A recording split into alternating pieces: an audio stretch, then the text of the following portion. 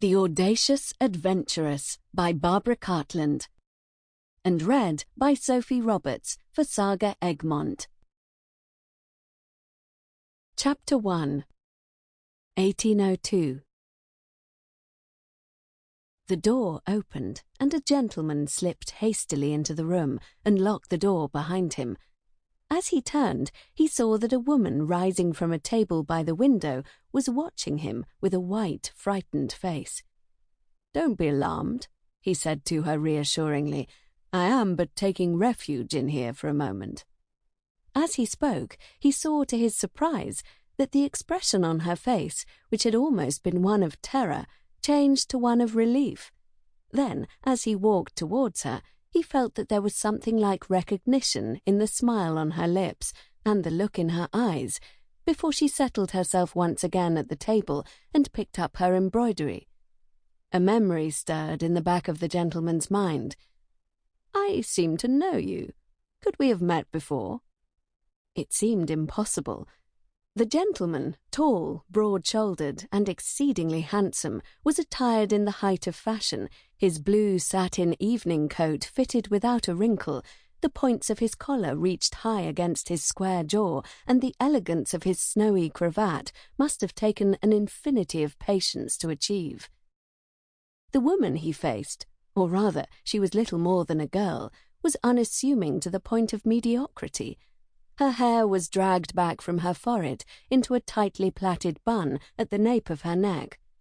Her gown, drab and outdated, was of some cheap dark material, and when she had sprung to her feet at the unexpected appearance of a stranger, she had reached out for a pair of spectacles that lay beside her on the table. Now it appeared that she had no use for them. She replaced them before she picked up her needle and started to embroider skillfully and quickly on a gown of pale pink crepe. "Why should I know you?" the gentleman asked musingly as she made no reply. She looked up at him again with a little mischievous twinkle in her eyes that were unexpectedly large in the light of the candles she was working by and seemed to be almost green. "Of course," the gentleman exclaimed. "You are Druscilla. Good God, you are the last person I expected to find here." "I am honoured that you recognise me, Cousin Valdo," she replied demurely.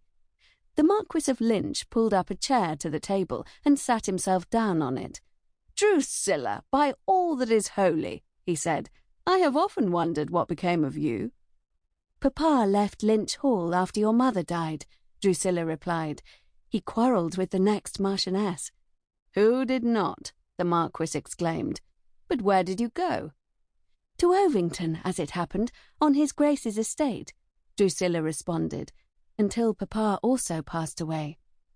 "My condolences," the Marquis said conventionally. "But why are you here?" "I am governess to her Grace's small daughter." "A governess?" the Marquis declared. "Is there nothing better you can do?" She gave a little smile that had a touch of cynicism in it. "And what do you suggest?" she asked, "for a female orphan without money and without influence?" "The family would have helped you," he interrupted. "Papa had cut himself off from all Mamma's relations," she replied. "He always felt that they looked down on him and resented his having married into the nobility, and so I have had no communication with my grand connections." "That is nonsensical," the Marquis expostulated.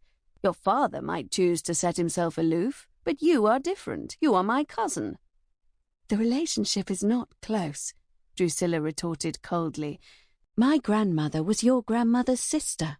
We are second cousins if you like, but it is not a relationship of blood." "But nevertheless, we are related," the Marquis told her sternly. "Something must be done about your position." "Your interference is not necessary," Druscilla answered. "And please don't tell anyone that I am here. For the moment, everything is satisfactory." "What do you mean, for the moment?" the Marquis inquired.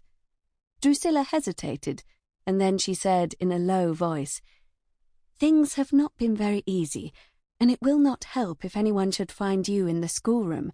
For goodness sake, Valdo, now you have seen me, go away and forget it." "Why should I?" he asked her. "Besides, I have a reason for coming here." Sample complete. Ready to continue?